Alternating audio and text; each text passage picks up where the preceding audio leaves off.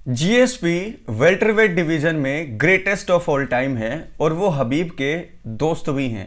कहीं ना कहीं हबीब और जीएसपी एक बहुत ही गहरा रिलेशन रखते हैं, क्योंकि हबीब के फादर की एक इच्छा थी, ड्रीम फाइट जो होती उनकी हबीब की और जीएसपी की होती उनके हिसाब से, लेकिन वो हो नहीं पाई। इसके अलग अलग रीजन से, कभी इसके बारे में और बात करेंगे। लेकिन मुद्दे की बात ये है कि अभी एक लेटेस्ट इंटरव्यू आया जीएसपी का, जहां पर उन्होंने कहा कि कॉनर मैग्रेगर की और हबीब की जो ये लड़ाई चल रही है, और हबीब का कहना ये है कि कॉनर मैग्रेगर ने कुछ ज़्यादा ही बोल दिया था उनकी फैमिली के बारे में, रिलीजन के बारे में, कास्ट के बारे में, XYZ बहुत सारी चीज़ों के बारे में, जो कि गलत था और ऐसा नहीं होना चाहिए। इस पर जीएसपी का कहना यह है कि ऐसा कुछ भी उन्होंने गलत नहीं बोला, बल्कि यहां तक उन्होंने कहा कि मैग्रेगर की जो ट्रैश टॉक थी उसको मैं गलत नहीं मानता। और यहां पर ये पूरा मामला क्या है, मैं पूरे इंटरव्यू को आपके सामने प्रेजेंट करूंगा और फिर आप और मैं ये डिस्कस करेंगे कि जीएसपी का ये बोलना ठीक है या नहीं।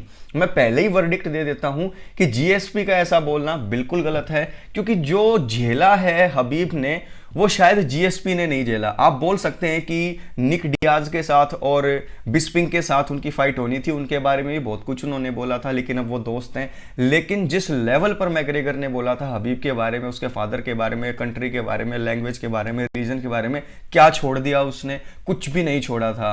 तो यहां पर मुझे जीएसपी की बात बिल्कुल भी अच्छी नहीं लगी। एज ए एनालिस्ट मैं बिल्कुल खुल के बात करता हूं और यही पहचान है हमारी। तो चलिए एक बार देखते हैं जीएसपी ने आखिरकार कहा क्या है। देखो, सबसे पहले जीएसपी ने कहा, look what happens sometime when they talk about other guys family, now it's gets bad. I think it's crosses a line but there's no rules, it a fight game, you can die out there, people will do anything to get to you, you don't wanna expose your weakness, this is the fight game, you never wanna expose your weakness। यानी कि यहां पर कई बार होता है कि fighters एक दूसरे की फैमिली के बारे में कुछ न कुछ बोलते हैं और यहीं पर बात थोड़ी सी बिगड़ जाती है। मुझे लगता है कि थोड़ी बहुत क्रॉस जो है वो लाइन हो जाती है, लेकिन ये एक फाइट गेम है। आप जिसके साथ फाइट करने वाले हो वो आपको जान से भी मार सकता है, तो ऐसे में आप उसके बारे में कुछ भी बोल सकते हैं। जीएसपी का ऐसा बोलना है। उसके बाद उन्होंने कहा कि जिसके साथ आपकी फाइट फिक्स हुई है वो आपके साथ कुछ भी कर सकते हैं, people will do anything to get to you. यानी कि आपको गुस्सा दिलाने के लिए, आपको जो है नर्वस करने के लिए वो कुछ भी कर सकते हैं।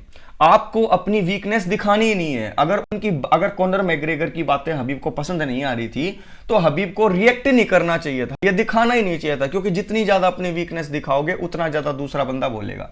कहना ये था, क्योंकि ये फाइट गेम है, क्योंकि जितनी ज्यादा वीकनेस दिखाओगे दूसरा बंदा उतनी आपकी वीकनेस को क्या करेगा, एक्सपोज करेगा।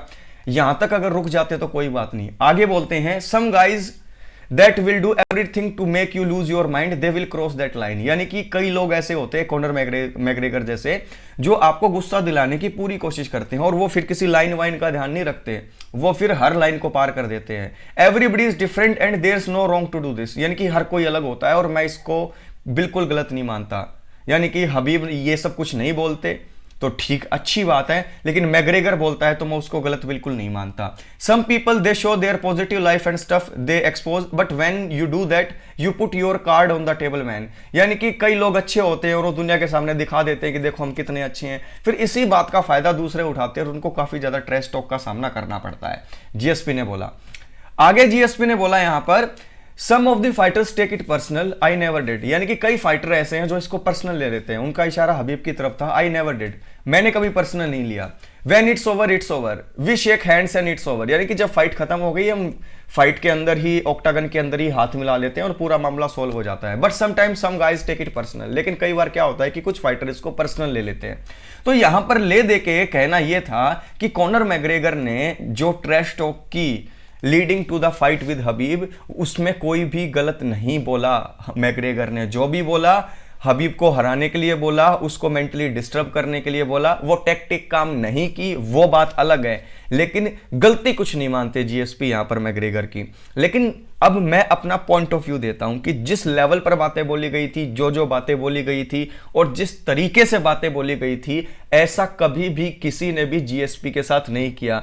हां, मैंने माना निक डियाज ने और माइकल बिस्पिंग ने काफी जो है ट्रैश टॉक की इनके खिलाफ, लेकिन उस लेवल पर नहीं की जिस लेवल पर जो है माइकल जो है कॉनर मैग्रेगर चले गए थे हबीब के साथ। और जीएसपी का ऐसा कहना, देखिए वो ग्रेट है, मैं तो कुछ भी नहीं हूं उनको जज करने वाला, लेकिन उनके बोले गए शब्दों को हम जज जरूर कर सकते हैं।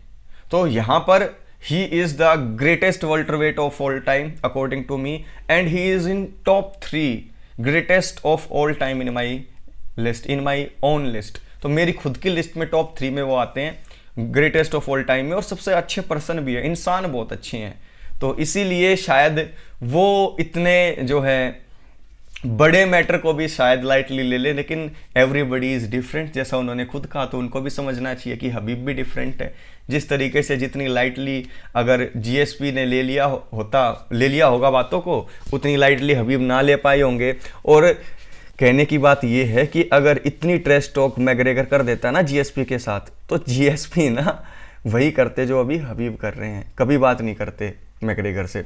बाकी आप मुझे बताएं कि जीएसपी का ये कहना कि मैग्रेगर गलत नहीं था, ये ठीक है या नहीं है, कमेंट बॉक्स में कमेंट कीजिएगा। Take care. और वीडियो को अगर अभी तक देखा है तो लाइक कीजिएगा और दोस्तों तक शेयर करके चैनल को सब्सक्राइब कर लीजिएगा।